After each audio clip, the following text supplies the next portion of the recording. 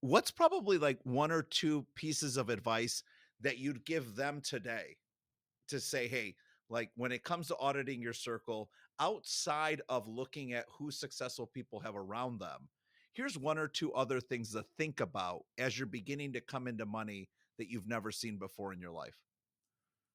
No should be your best friend. Oh, Most deals that you get access to will fail. Um, so more often than not, say no. Most importantly, to people, to ideas, to opportunities. I think no has to be your best friend. And then I would say one thing that happens a lot when you come into money is like everyone feels the need to change their lifestyle at the beginning, and so mhm, you come into money, it's like, oh man, I can get a better house now. I can get this thing now. I can mm, do that thing now. And you set yourself up better if you can live that same lifestyle for at least an extent, a small period of time, but mhm. preferably an extended period of time. You set yourself up better in the future by doing that. And so I think those two things, which both entails a little bit of the same word, no.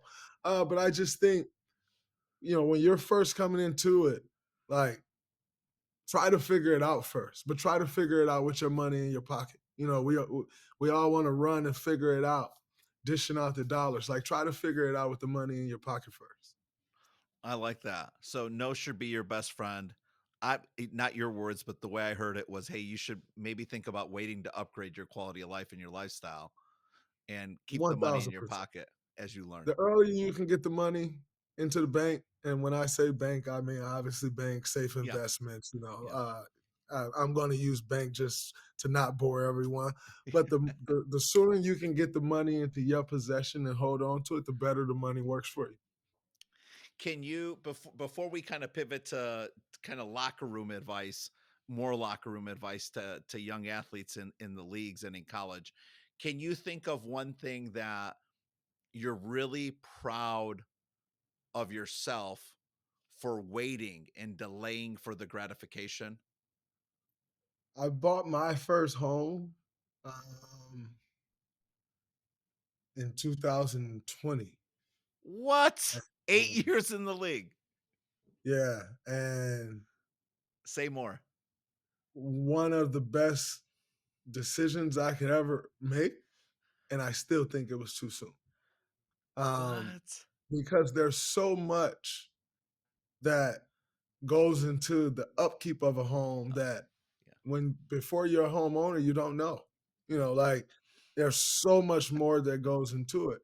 And so I think for me, um, that's one of the most things I'm most proud of because growing up in Saginaw, Michigan, um, the home that we own repossessed by the bank, foreclosed by the bank. I always wanted to own a home. And when I got to the NBA, Mhm.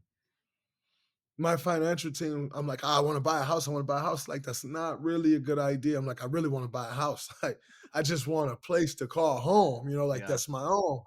Like, there's really, and I didn't understand it. I can honestly say I just didn't understand. Like, you hear the American dream. You find a great job, you save that's your right. money, Yes. and you buy a home.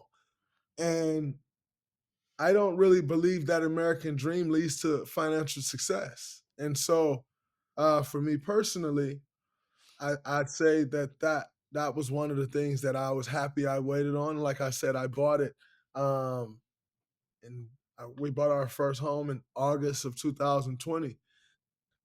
I wish it was August of 2025. And I love our home.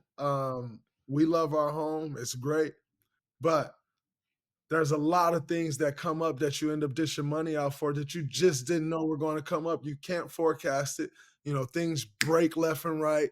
You leave the water on too long. All of a sudden, like if you're in the state of Michigan, leave the water off too long, the pipes freeze, and now you got like there's just so many things that go on that uh, no one explains to you before you buy a home.